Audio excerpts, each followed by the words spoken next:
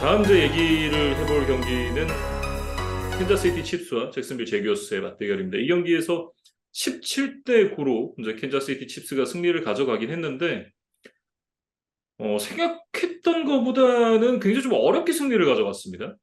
음. 뭐, 일단은 크리스 존스와 트래비스 켈시가 복귀를 했기 때문에, 뭐, 잭슨빌도 난적이긴 하지만, 그래도 칩스가 조금 더 많은 점수를 내면서 좀 승리를 하지 않겠느냐라는 예상이 좀 지배적이긴 했어요. 근데 음, 그것 치고는 사실 지금 17득점에 불과했기 때문에, 우리가 아는 칩스의 어떤 공격 파괴력이 잘 나오지는 않았던 경기였다. 이렇게 좀 정리를 하겠습니다. 네.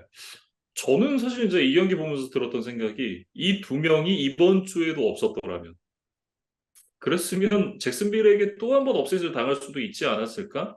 이런 생각이 개인적으로 좀 들었었는데 이날 이제 어쨌든 그 두 선수가 모두 복귀를 했습니다. 트래비스 켈시가 이제 무릎 쪽 그 과신전이 되면서 이제 1주차를 뛰질 못했고 크리스 존스 같은 경우는 이제 홀드아웃을 하면서 1주차로 쉬어갔는데 크리스 존스가 복귀 전에서 1.5개 세게 태클 폴로스 하나, 2개 쿼터백 히트, 하나의 패스 굴절을 기록을 하면서 이제 복귀와 동시에 자신의 존재감을 과시했고 특히나 이제 이 수치로 보여지지 않는 부분 크리스 존스가 들어왔을 때 크리스 존스를 막기 위해서 다른 선수들이 달라붙으면 그 틈이 나서 다른 수비 선수들이 이제 수비에서의 성공을 가져가는 그런 이제 모습을 보여줬었는데 확실히 이제 크리스 존스가 있을 때와 없을 때 차이가 확연하게 느껴지는 경기였다. 이렇게 정리를 할 수 있겠습니다.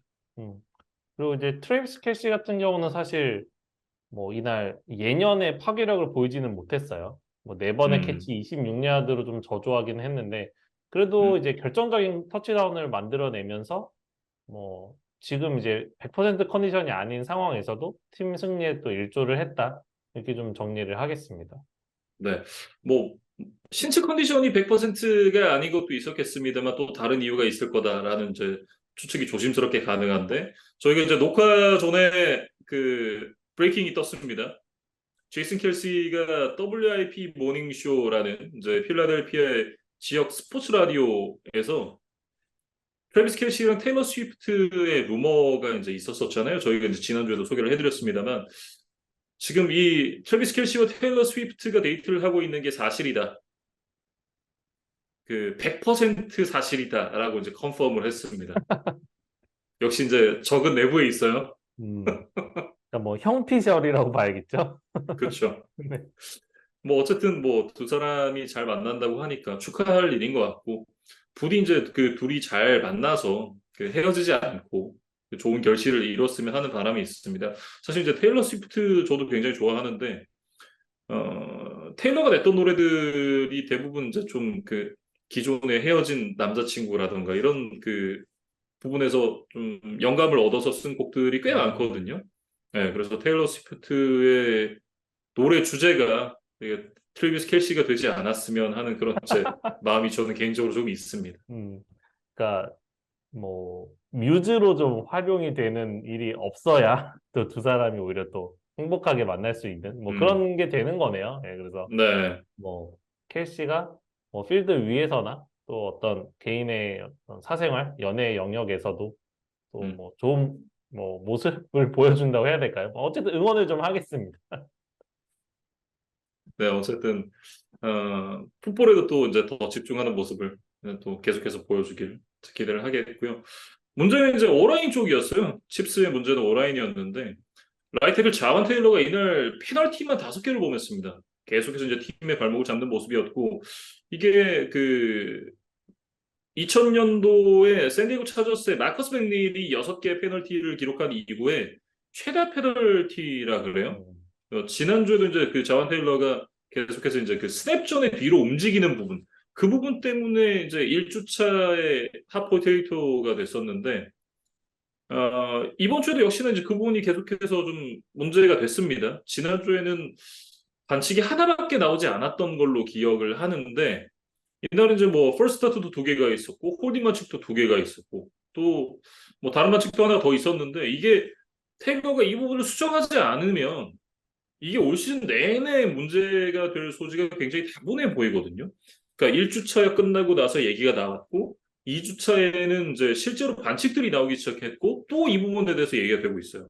근데 그러다 보면 심판들이 종목을 불문하고 어떤 부분에 대해서 사람들이 굉장히 예민하게 짚기 시작하면 그 부분을 굉장히 좀 세밀하게 본단 말이에요. 네, 그런 부분을 생각을 해봤을 때 이 자완 테일러의 움직임을 심판들이 더 눈여겨볼 가능성이 있고 그렇다라고 한다면 스타일의 변화가 없었다고 가정을 했을 때 칩스는 이 부분 때문에 굉장히 많은 손해를 봐야 될 가능성이 높습니다. 특히 이날만 해도 전체 페널티가 12개 거의 100야드를 내줬거든요. 그러니까 페널티로만 100야드를 내준다는 건 사실 어, 이러고도 이제 경기를 이긴 것 자체가 좀 코미디긴 한데 사실은 이제 경기를 쉽게 이길 수 없게 만드는 요인들 중 하나잖아요. 네, 그런 부분을 생각해 보면 칩스는 반드시 이 부분에 대한 수정을 가지고 가야 된다라고 보여집니다. 음. 근데 이제 이게 어쨌든 시즌 중에 좀 불거진 문제고 또 매주 경기를 치러야 하는 입장에서 얼마나 빠르게 좀 개선이 될지는 좀 장담하기 음, 어려운 것 같아요. 그래서 칩스 팬들 입장에서 조금 걱정이 되는 소식이 하나 추가가 됐다. 이렇게 좀 봐야 될 것 음, 같습니다. 네. 제교스에 대한 얘기로 좀 넘어가 봐야 될 것 같은데 이날들 그 공격이 굉장히 저조했습니다. 토탈 야드가 271야드가 이제 기록이 됐는데 그 중에 이제 132야드가 마지막 두 번의 드라이브에서 나왔습니다. 그러니까 추격을 하는 상황에서 나왔다는 얘기죠. 거기다 이제 이날 레드존에서의 성적이 굉장히 처참했습니다. 터치다운도 하나도 없었고 패스 성공률도 거의 막판까지 제가 6번 시도에 단 한 번도 성공을 못한 걸 이제 마지막으로 기억이 나는데 근데 그런 부분들을 이제 돌이켜 보면 이날 레드존에서의 생산성이 얼마나 좀 처참했는지 좀 확인을 할 수가 있고 특히나 이제 이날 단 한 번의 터치다운 없이 필드골 세 번으로 경기가 종료가 됐습니다. 그 정도로 이제 답답한 흐름이었고 크리스찬 커크가 110야드를 따내긴 했습니다만 뭐 유일한 위안거리라고 봐야겠죠. 전반적으로 돌이켜봤을 때 제규어스가 공격을 어떻게 풀어가야 될까에 대한 고민을 좀 갖게 만드는 경기였다. 저는 그런 생각을 좀 해봤습니다. 그러니까 결국에는 트래비스 이티엔이 12번의 러싱 시도 40야드로 막히면서 뭔가 좀 크리스찬 커크에게 의존하게 되는 이제 그런 음, 공격 흐름이 이어졌고 이것이 결국에는 좀 많은 점수를 얻어내는데 이제 걸림돌로 작용하지 않았나 싶어요. 예, 그래서 음. 뭐 레드존에서도 말씀해 주신 대로 세 번이나 들어갔지만 한 번도 뭔가 터치다운을 연결을 하지를 못했고 뭔가 좀 이렇게 수가 좀 좁은 굉장히 좀 단편적인 공격들이 좀 이어졌던 것 음. 같습니다. 그리고 이제 그 경기 내용에 대해서 사실은 이제 별로 더 얘기할 건 없는 것 같고 패트릭 마우스가 이제 계약 재조정을 했거든요. 2026년까지 2억 1,060만 달러를 칩스가 패트릭 마홈스에게 이제 지급을 한다는 그런 이제 내용입니다. 뭐 이 계약에 따라서 이제 뭐 그 기간 동안 최고의 연봉 뭐 패트릭 마홈스가 받게 됐다. 뭐 이런 이제 내용들이 나오는데 사실 이제 그건 별로 크게 의미가 없는 얘기라고 저는 생각을 하고요. 이 계약을 왜 조정을 했느냐 이 부분이 훨씬 더 중요한 부분이겠죠. 근데 역시나 이제 칩스가 셀러리 캡의 여유를 좀 갖기 위함이었다. 이렇게 좀 봐야 될 것 같고 마움스가 이제 그런 얘기를 했었습니다. 계약 조정을 통해서 팀이 우승하는 데 기여를 할 수 있다면 기꺼이 이제 계약 조정을 하겠다. 뭐 이런 얘기를 이제 예전에 한번 했었던 바가 있는데 그 부분의 연장선으로 좀 봐야겠죠. 음, 그래서 뭐 일단 지금 벌써 아주 젊은 나이에 슈퍼볼 우승 반지를 두 개나 거머쥐었고 어쨌든 뭐 본인은 어떻게 생각하고 있을지 모르겠지만 이제 팬들의 음, 기대는 한번 브레이디의 아성에 도전을 해보는 거잖아요. 뭐 결과와는 상관없이 네, 그렇죠. 마홈스가 뭔가 브레이디에 비견될 만한 커리어에 얼마나 가까이 갈 수 있을 것인지가 뭐 아마 많은 사람들의 이제 관심사가 되지 않을까 싶은데 이제 그걸 음, 위해서는 뭐 혼자서 우승을 다 만들어내는 건 아니니까 이런 좀 네. 계약 조정을 통해서 좀 팀의 전력을 유지하고 그 과정에서 자신도 더 빛나고 더 많은 반지를 수집하겠다 이런 열망을 좀 드러낸 거라고 봐야겠습니다. 뭐 저는 개인적으로는 못 뛰어넘었으면 하는 네, 뭐 그런 바람을 좀 갖고는 있습니다만 음, 어쨌든 능력은 충분한 선수잖아요. 그렇기 때문에 사실은 다른 선수들 같았으면 이렇게 말씀드리지도 않았을 거예요. 못합니다라고 얘기를 했겠죠. 근데 못했으면 좋겠다라는 거는 충분히 할 수 있는 능력을 이 선수가 갖고 있다라는 얘기잖아요. 그렇기 때문에 어, 그런 얘기를 이제 말씀을 드린 거고 아무튼 좀 두서가 없어지는데 못했으면 좋겠습니다. 네, 이제 LA 차저스와 테네시 타이탄스의 경기로 한번 좀 넘어가 보면 좋을 것 같은데 이 경기도 네, 연장까지 가는 또 치열한 승부 끝에 테네시가 석점 차 27대 24로 음, 승리를 가져갔습니다. 네. 테네시가 이제 지난 시즌 막판부터 흐름이 계속해서 좋지를 않았습니다. 그러니까 지난 1주차까지 이제 8연패를 기록을 하고 있었는데 그 이제 지긋지긋한 연패를 끊어내고 올 시즌 이제 첫 승을 신고를 하는데 성공을 했습니다. 여러 가지 이제 희망적인 요소들을 이 경기에서 발견을 했었던 테네시였는데 일단 이제 그 라이언 테넬 선수가 개막전에 3개 인터셉션을 던지면서 또 쿼터백 갈아야 되나? 라는 이제 고민을 선사를 했었는데 이날 이제 턴오버 없이 246 패싱 야드에 1개 패싱 터치다운, 1개 러싱 터치다운을 기록을 하면서 지난주와는 완전히 달라진 경기력을 보여줬던 부분. 이 부분이 가장 반가운 소식일 것 같아요. 음, 뭐 특히나 이제 2쿼터 중반에 이제 플레이 액션 뭐 패스를 시도하는 과정에서 이 트레일론 벅스에게 70야드 뒷볼을 연결시킨 장면이 있거든요. 요거는 음, 혹시 뭐 이 경기를 못 보신 팬분들이라 하더라도 요 짧은 이 패스 장면이라도 한번 찾아보시기를 추천을 음, 드리는데 테네시 이적 초기에 이제 테너힐이 좀 선풍적인 뭐 활약을 펼치면서 파괴력을 보여주던 시기가 있었잖아요. 그러니까 마치 좀 음, 그때로 돌아간 듯한 뭐 좀 폭발력을 보여줬다? 뭐 한 장면이긴 했지만 이제 뭐 그런 생각이 좀 네. 들었고 지금 이제 데릭 헨리가 뭐 매 경기 뭐 100야드 이상 뭐 달리면서 뭐 상대 수비가 알고도 못 막는 지금 그런 이제 괴물 모드는 지금은 아니에요. 뭐 앞으로 음, 더 컨디션을 회복해서 그때로 돌아갈지는 모르겠지만 지금은 그냥 뭐 수준급의 팀의 주전 러닝백 정도의 뭐 느낌이거든요. 이제 그러다 음, 보니까 뭐 AJ 브라운도 없고 데릭 헨리가 지금 전성기만큼의 뭐 폼은 아니기 때문에 결국 테네시가 이제 수비가 강력하기는 하지만 어쨌든 공격에서 뭐 어느 정도 밸런스를 맞춰주기 위해서는 결국에는 이 라이언 테너힐의 오늘 경기와 같은 활약이 좀 자주 나와야 된다. 뭐 이 얘기를 좀 드려야 음, 될 것 같습니다. 네. 그리고 이제 또 하나 이제 기쁜 소식은 키커죠. 최근 몇 시즌 동안 이제 키커 문제로 좀 고민이 많았었던 타이탄스였는데 닉 포크가 테네시 유니폼을 입고 굉장히 좋은 모습을 보여주고 있습니다. 뭐 닉 포크는 이미 그 패트리어츠의 유니폼을 입고도 계속해서 좋은 모습을 보여줬던 바가 있는데 이번 시즌에 이제 7개의 필드골, 3개의 엑스트라 포인트 모두 성공을 시키면서 현재까지 100% 성공률을 기록을 하고 있고 그 과정에서 지금 50야드 장거리 필드골 그리고 특히나 이제 이날 연장전에 가서 이제 비가 내렸어요. 비를 뚫고 41야드짜리 끝내기 필드골을 성공시킨 부분, 이런 부분도 굉장히 좀 의미가 있다라고 봐야겠죠. 음. 그러니까 닉 폴크가 벌써 만 39세 시즌을 맡고 있는 정말 뭐 저도 좀 놀랐는데 정말 음, 베테랑이고 경험이 많은 선수였더라고요. 네, 근데 네, 어쨌든 거의 부록을 바라보는 나이에 이 연장전에서 갑자기 생긴 이 날씨 변수에도 흔들리지 않았다. 네, 음, 요거를 좀 뭐 닉 폴크가 부록이라는 단어는 모르겠지만 한번 좀 연관을 시켜서 이날 음, 폴크의 좀 활약을 칭찬하는데 한번 좀 사용을 해봤습니다. 네. 그리고 이제 차저스 얘기로 좀 넘어가 보면 차저스의 고질적인 문제죠. 그러니까 브랜든 스텔리 감독이 부임한 이후에 어, 그러니까 더블 디짓 그러니까 이제 10점 차 이상을 앞서던 경기에서 역전패를 당한 게 이날 벌써 5번째입니다. 음, 그러니까 브랜드 스털리 감독이 이제 수비 쪽에 이 정평이 나 있는 감독이잖아요. 근데 스텔리 입장에서는 이게 맞나? 라는 생각이 들 법한 그런 상황이거든요. 음.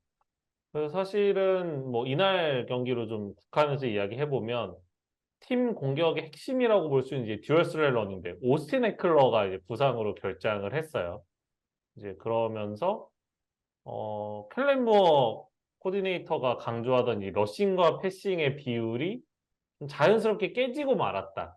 음, 그러니까 뭐 결과적으로도 패하기도 했지만 차저스의 시즌 구상과는 좀 다르게 흘러갔던 경기 양상이 될 수밖에 없었던 것 같아요. 그래서 네. 허버트가 이제 키넌 앨런과 마이크 윌리엄스에게 뭐 도합 200야드 가까이 던지면서 뭐 나름 분전하기는 했습니다. 근데 이제 음, 결국에는 에클러가 없으니까 어딘가 좀 공격이 좀 단조로워졌고 이런 부분들 결국에는 이제 쐐기를 박는 득점을 만들어내는데 실패하면서 이제 결국 역전을 허용하고 뭐 이런 것들로 좀 다 이어지지 않았나 싶어요. 그래서 사실은 음, 역전을 허용한 이후에도 석점 뒤진 상황, 그다음에 이제 4쿼터 2분여를 남기고 이제 공격을 이제 시작을 했었어요. 그래서 사실은 이때 만약에 터치다운을 했으면 뭐 확실하게 연장까지 가지 않고 이제 승리를 낚아챌 수가 있었는데 실제로 이제 상대 지점 7야드 지점까지 굉장히 잘 전진을 했거든요. 근데 이제 여기서 해롤드 랜드리에게 세게 당하면서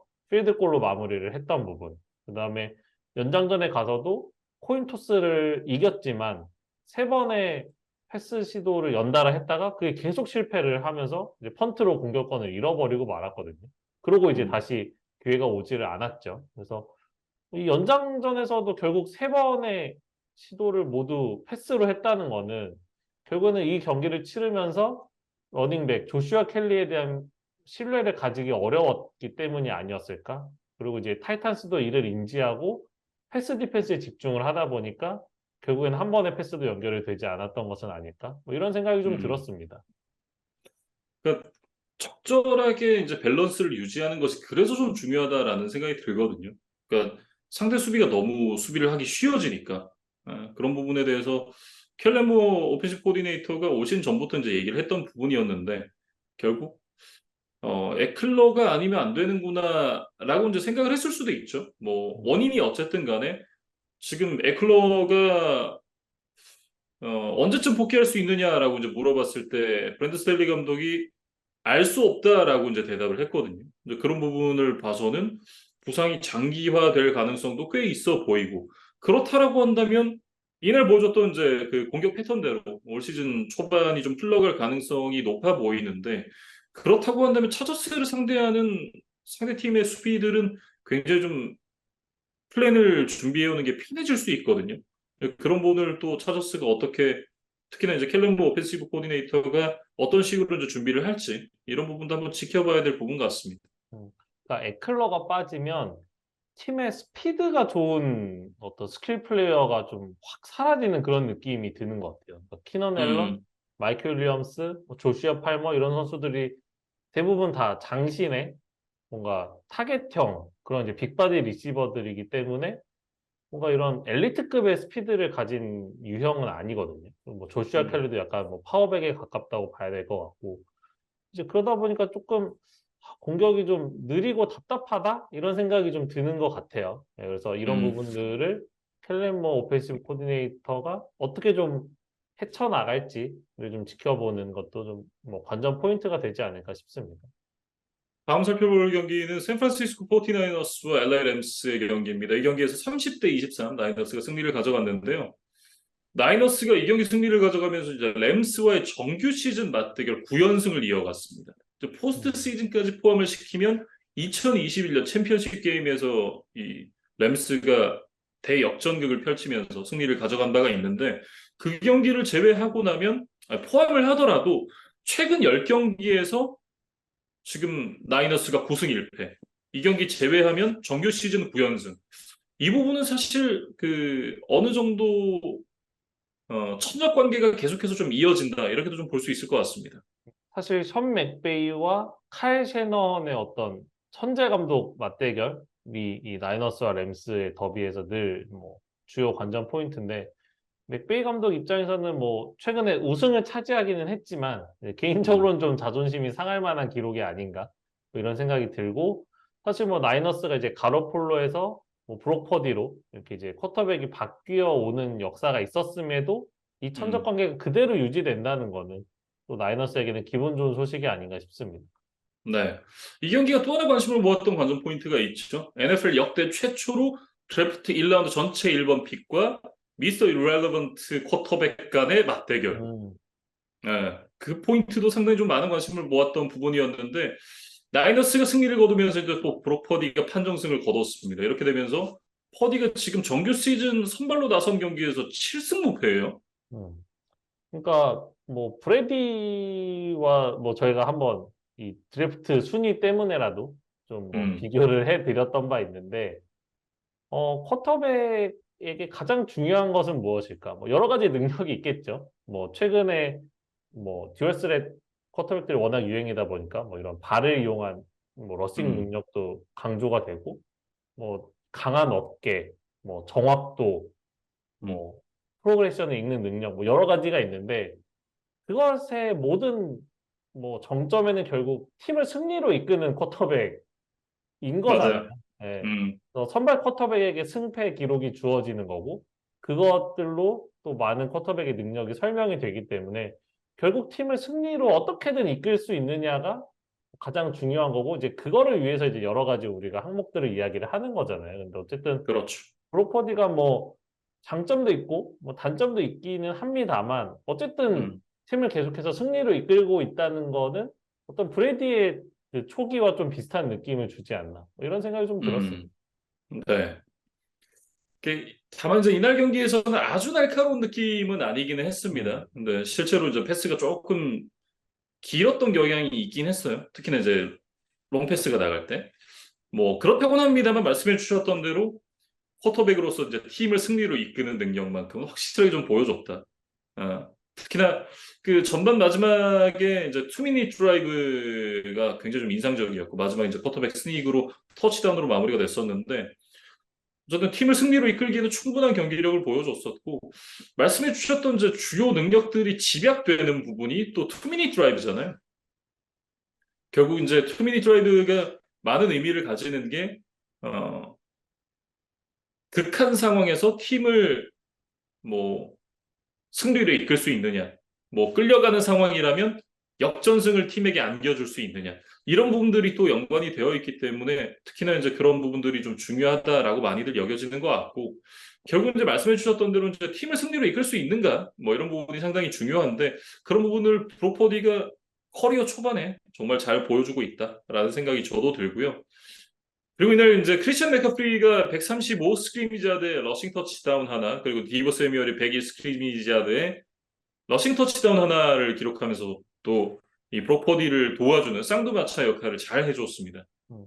사실 뭐 맥카프리는 이제 계속 잘하고 있으니까 뭐 부연 설명이 필요 없을 것 같고 디보 세뮤얼 같은 경우는 이제 원래는 뭐 팀의 넘버원 리시버이자 뭐 러싱에서도 이제 상당한 기여를 하는 선수인데 음, 최근에는 좀 브랜든 아이육에 좀 가려지는 경기들이 꽤 많았던 것 같아요. 네, 근데 이제 음, 사실은 세뮤얼이 이 커리어 전체로 보면 훨씬 더 보여준 게 많은 선수거든요. 그래서 사실 이날 그래서 이 세뮤얼의 부활이 조금 더 반가웠고 뭐 이날을 경기를 계기로 이제 가장 좋았을 때 좀 근접할 수 있다면 나이너스를 상대하는 팀들 입장에서는 조금 더 골머리가 아프겠다. 뭐 이런 생각이 좀 음, 들었습니다.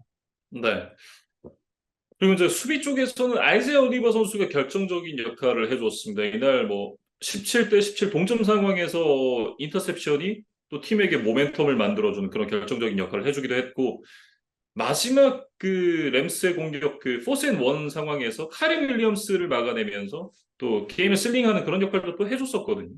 사실 이 아이제아 올리버가 지금 이제 나이너스 뎁스 차트를 보면 차베리어스 워드에 이어서 백업 코너백으로 이름을 올리고 있어요. 근데 이제 이런 음, 로테이션 멤버로 활용되는 선수가 이렇게 결정적인 활약을 이 중요한 지구 라이벌전에서 해줬다는 거. 이런 부분들이 나이너스가 좀 뭐 디펜스에 워낙 슈퍼스타들이 많기는 하지만 이런 좀 로테이션 멤버들까지도 굉장히 탄탄한 모습을 보여주고 있다. 그래서 왜 나이너스가 지금 음, 강팀인지를 좀 보여주는 뭐 그런 사례가 아니었나 싶어요. 네.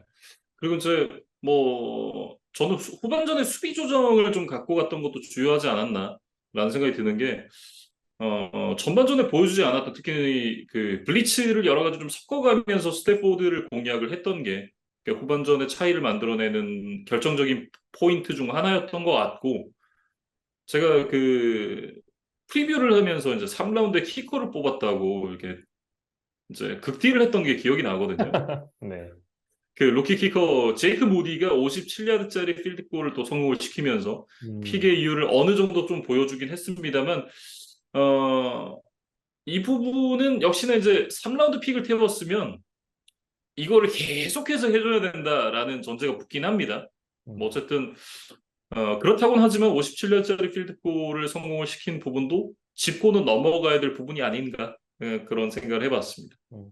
어쨌든 이 정도를 성공시킬 수 있는 선수라는 거를 한번 보여줬다. 음, 이게 뭐 더 결정적인 승부, 더 결정적인 순간, 뭐 플레이오프 무대 이런 거에서도 그대로 발현될지는 지켜봐야 하지만 네, 어쨌든 이 선수가 이 정도의 잠재력이 있구나라는 거는 확인할 수 있었던 그런 장면이었던 것 같아요. 네. 램스에서는 사실 이제 뭐 많은 선수들을 얘기하기보다는 한 선수에 대한 얘기를 하고 정리를 하면 될 것 같은데 호카 누쿠아 선수에 대해서 이제 지난주에 이어서 이번 주에도 얘기를 좀 해야 될 것 같습니다. 이날 이제 그 15번의 캐치 147야드 거기다 이제 4러싱 야드를 기록하면서 151 스크리미지 야드를 기록을 했는데 이날 기록했던 이제 한 경기 15개의 캐치가 루키 한 경기 최다 캐치 신기록이라 그래요. 거기다가 이제 1주차에 이어서 이번 주까지 NFL 역사상 처음으로 첫 두 경기에서 10개 이상의 캐치 100 플러스 야드를 기록한 최초의 선수가 됐다고 합니다. 그러니까 첫 두 경기의 이제 합산 기록이 25개 캐치 266야드니까 지금 캐치상으로는 이제 리그 최다고요. 리시빙 야드에서도 이제 저스틴 제퍼슨에 이은 2위에 올라 있습니다. 지금 페이스로 따졌을 때는 올 시즌 212개가 넘는 캐치, 그리고 이제 2261야드 페이스거든요. 물론 이제 시즌을 치르다 보면 이제 이 부분은 계속해서 내려가게 되겠지만, 그렇다고 하더라도 5라운드 신인이 이 정도의 퍼포먼스를 보여주고 있다? 이거는 굉장히 인상적인 부분입니다. 음.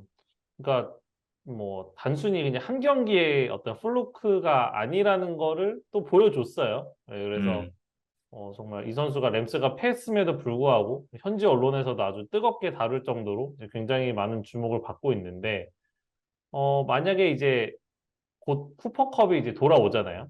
이제 컵이 음, 돌아왔을 때 어떤 식으로 이제 공존을 할 수 있을 것이냐. 음, 이거에 대한 것도 일종의 또 테스트가 남아 있다고 봐야겠죠. 예, 음, 그래서 쿠퍼컵과의 공존까지 완벽하게 해낼 수 있으면 사실 램스가 이제 넘버 투 리시버에 대한 고민이 늘 많았는데 그런 음. 것들을 생각보다 빠르게 해결할 수도 있겠다. 예, 그런 정말 엄청난 뭐 잠재력을 보여준 선수가 지금 나타났으니까 예, 그 부분을 좀 램스 팬들은 좀 기대를 하고 있을 것 같아요. 네. 다음은 이제 뉴욕 제츠와 댈러스 카우보이스의 경기입니다. 댈러스 카우보이스가 지난주 40대 0 승리에 이어서 이번 주엔 30대 10 승리를 가져갔습니다. 그러니까 첫 두 경기에서 스코어 합산 70대 10이에요. 음.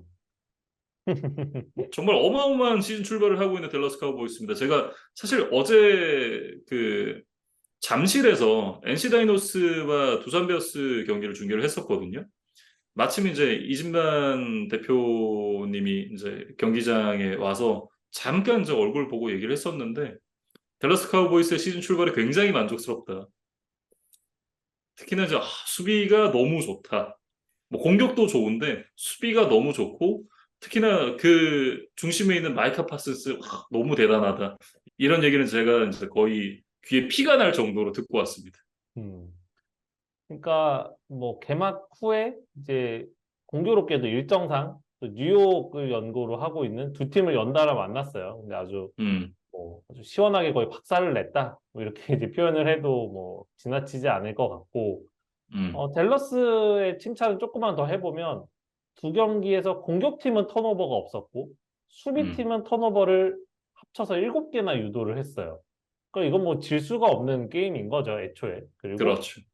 경기당 이제 허용한 야드가 193야드밖에 되질 않습니다. 평균적으로. 음, 사실은 뭐 최근에는 이제 워낙 또 패싱이 뭐 대세를 이루다 보니까 뭐 400야드 이상 전진을 하는 경기들도 이제 심심치 않게 나오는 걸 감안하면 상대를 200야드 미만으로 묶었다? 이건 정말 엄청난 기록이라고 봐야겠죠. 그리고 음, 뭐 이번 경기에서 이제 시즌 첫 실점을 하기는 했지만 상대의 서드다운 컨버전을 10번 중에 한 번밖에 허용하지를 않았어요. 그리고 상대의 볼 점유 시간을 17분 45초밖에 내주질 않았습니다.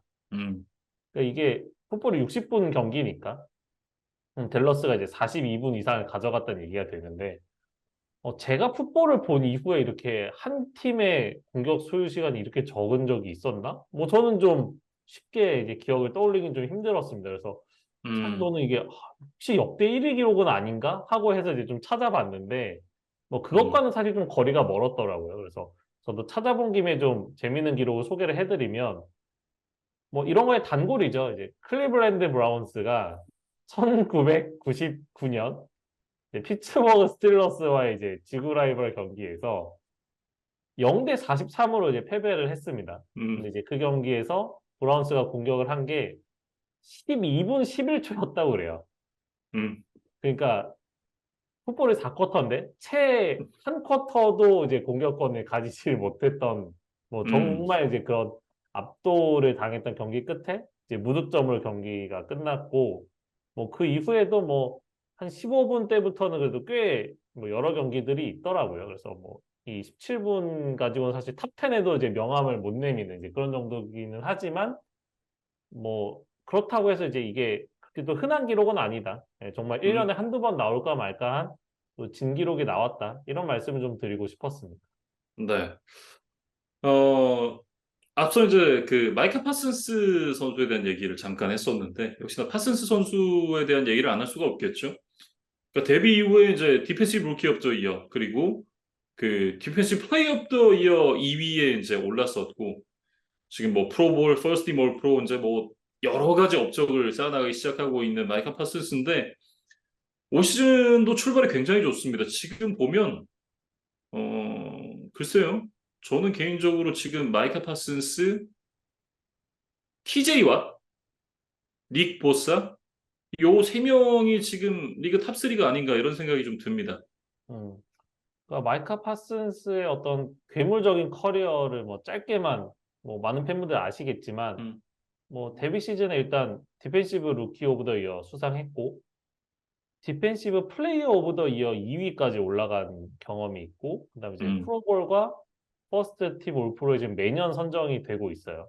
그래서 음, 뭐 정말 업적을 이제 하나씩 그냥 쌓아가고 있는 뭐 정말 뭐 트로피들을 이제 수집할 준비를 마친 뭐 이런 마이카 파슨스라고 봐야 될 것 같은데 뭐 이번 시즌에는 이제 뭐 DPOY도 뭐 가장 강력한 후보 중에 한 명일 뿐만 아니라 음, 내친 김에 한번 MVP까지도 한번 노려볼 수 있지 않나? 물론 뭐 음. 수비 포지션 선수니까 약간의 불리함은 있겠지만 뭐 이런 얘기를 해도 지나치지 않을 정도의 어떤 기세다. 이런 말씀 좀 드리고 싶습니다. 네. 뭐 어쨌든 뭐 시즌 초반에 가장 앞서 나가고 있는 후보임에는 분명하다.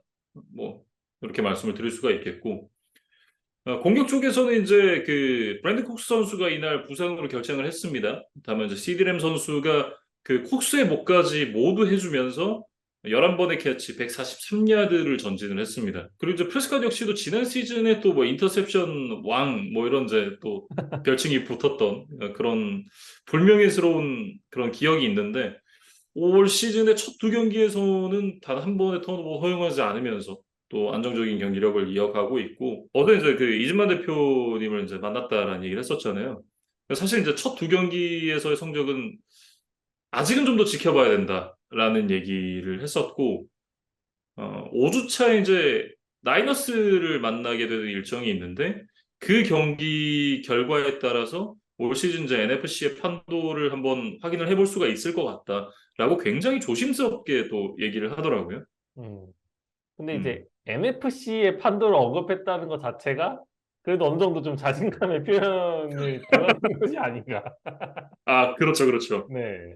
지금 어쨌든 이제 해볼 만한 NFC 팀이 사실 이글스, 나이너스, 카우보이스 요 세 팀 정도라고 생각하시는 것 같더라고요. 네, 뭐 실제로 첫 두 경기에서의 어떤 위력, 뭐 경기력만 보면 그 세 팀을 가장 먼저 좀 꼽는 게 맞지 않나? 뭐 저도 그 생각을 음, 하고 일단 네. 3주 차에 애리조나 원정 경기, 뭐 상대적으로 좀 쉬운 대진이 예정되어 있고 음, 4주 차 이제 패트리어츠와의 홈 경기가 있는데 아, 이지하죠. 네, 패트리어츠. 패트리어츠가 어쨌든 뭐 브레디가 있던 지금 시절만큼의 위력을 보이지는 못하고 있는 이제 근년의 모습이기 때문에 현재 폼의 댈러스를 막기는 또 쉽지는 않아 보인다. 뭐 이런 생각이 음, 듭니다. 그래서 5주차 이제 나이너스와의 빅매치가 있는데 이게 또 썬데이 나잇 풋볼로 준비가 되어 있어요. 그래서 음, 뭐 쿠팡 플레이를 통해서 이 NFL을 즐기시는 분들도 쉽게 시청을 할 수 있는 그런 경기이기 때문에 아직 좀 많이 남기는 했지만 저희가 이렇게 좀 음, 홍보를 또 한번 해보고 싶었습니다. 네. 이렇게 나가면 이제 저희 회사에서 좋아할지 잘 모르겠습니다만, 어쨌든. 이 경기가 굉장히 중요한 경기임은 분명합니다. 음. 음, 그럼 이제 제치 얘기로 좀 건너가 봐야 될 것 같은데, 아, 역시 제길스는 안 된다라는 거를 다시 한번 그냥 확인하는 경기가 됐던 것 같아요. 음. 뭐, 앞으로는 모르겠습니다만, 이제 적어도 음, 2주차 경기를 치르는 시점에서는 이 댈러스에 가공할 만한 수비를 넘기에는 제길슨의 어떤 내공이 좀 부족했다고 봐야겠죠. 그래서, 음, 어, 일단 이제 제길슨의 능력이 좀 떨어진다면 사실은 뭐 러싱 공격을 좀 풀어가던가 해야 되는데, 제츠 오라인과 이제 댈러스의 프런트 세븐이 좀 상대가 안 되기 때문에 러싱 음, 공격이 이제 거의 실종이 되고 말았어요. 그래서 그렇죠. 사실 브리스 홀도 있고 뭐 델빈 쿡도 있고 마이클 카터도 있고 그러니까 러닝백들의 어떤 뭐 질과 양이 떨어지지는 않지만 이 세 음, 명의 선수의 도합 기록을 살펴보면 10번의 러싱 시도에 24야드 전진이 전부였거든요. 그리고 이제 뭐 델빈 쿡은 이제 펌블 턴오버까지 범했고 그러다 보니까 러싱이라는 어떤 선택지가 사라진 상황에서 뭐 이제 잭 윌슨만 어떻게 보면 이제 초원에 남겨졌고 이제 그걸 마이카 파슨스가 뭐 놓치지 않았다, 뭐 사냥에 성공했다 이렇게 이제 표현을 해도 뭐 이상하지 않은 경기였던 것 같아요. 네. 이늘 파슨스가 색 2개, 태클 플로 3개, 그리고 쿼터백 히트 4개를 기록을 하면서 거의 뭐 제길슨을 샌드백으로 만드는데 성공을 했었는데, 어, 사실 이제 그 점수 차가 좀 벌어지고 나서 4쿼터로 들어간 다음에 잭 윌슨이 이제 3번 연속 인터셉션, 3연봉을 이제 던지면서 경기까지 함께 던졌습니다. 음. 그러니까 사실은 뭐 저희가 그런 얘기 많이 하잖아요. 그러니까 점수차가 벌어진 상황에서 스탯을 쌓은 거는 우리가 그거를 100%로 인정해 주기는 어렵다. 예, 그래서 뭐 음, 스탯에 맹점이 있다 뭐 이런 얘기도 앞서도 했습니다만 이런 제길슨의 사례를 보면 그거를 하는 것도 뭐 아주 쉬운 일만은 아니다. 물론 상대가 댈러스의 수비였다는 점은 감안해야겠지만, 예, 그래서 네. 또 눈높이를 조금만 더 낮춰보면 또 이런 사례들도 우리가 또 찾아볼 수가 있습니다. 음.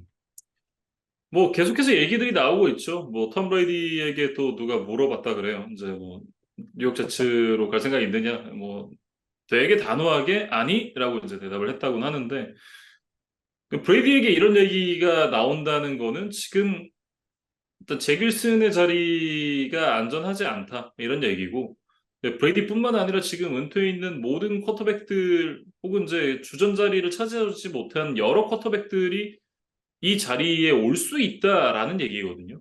에런 로저스가 시즌 아웃에 가까운 부상이고 뭐 시즌 말미에는 돌아올지도 모른다라는 얘기가 있긴 합니다만, 어쨌든 이제 올 시즌 대부분의 경기들을 로저스 없이 치러야 되는 제치기 때문에 이런 얘기들이 계속해서 나오는 것 같고, 어 일단은 뭐 윌슨으로는 가겠다라는 이제 스탠스를 제치에서는 보여주고는 있긴 합니다만, 이 스탠스가 어디까지 이어질지 언제까지 이어질지도 한번 봐야 되고, 제츠가 이제 윌슨을 내려놓기로 결정하는 시점에 어떤 쿼터백을 데려와서 주전으로 앉힐지 이 부분도 한번 좀 봐야 되는 부분이 아닌가 싶어요. 음.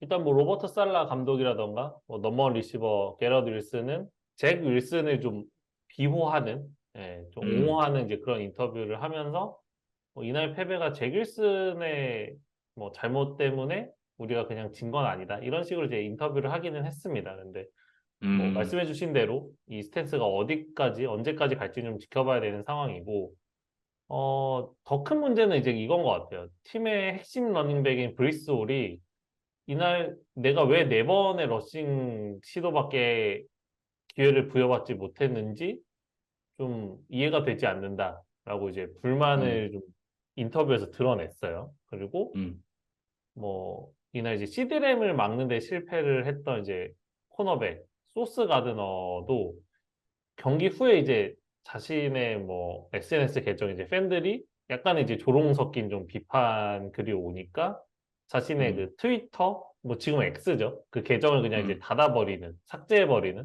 뭐 이런 일도 있었는데 제츠가 이런 젊은 선수들이 좀 많은 팀이기 때문에 이런 것들을 좀 뭐 휘둘릴 수가 있죠. 아직은 좀 음. 감정적으로 쉽게 흔들리고 어떤 이제 외부에서의 어떤 부정적인 피드백에도 또 쉽게 좀 흔들리고 뭐 이런 것들이 좀 보이는 것 같아요. 그래서 이런 것들을 뭐 어떻게 다잡고 선수들에게 계속해서 동기부여를 주면서 시즌을 치러나갈 수 있는지를 좀 지켜봐야 되는 상황입니다. 네. 사실은 이제 제츠가 말씀해 주셨던 대로 젊은 선수들이 주축이기 때문에 시즌 초반의 경기 내용들, 그리고 경기 결과들, 이런 부분이 상당히 중요하거든요. 그러니까 뭐 종목을 불문하고 젊은 선수들이 많이 포진된 팀은 분위기를 굉장히 많이 타잖아요.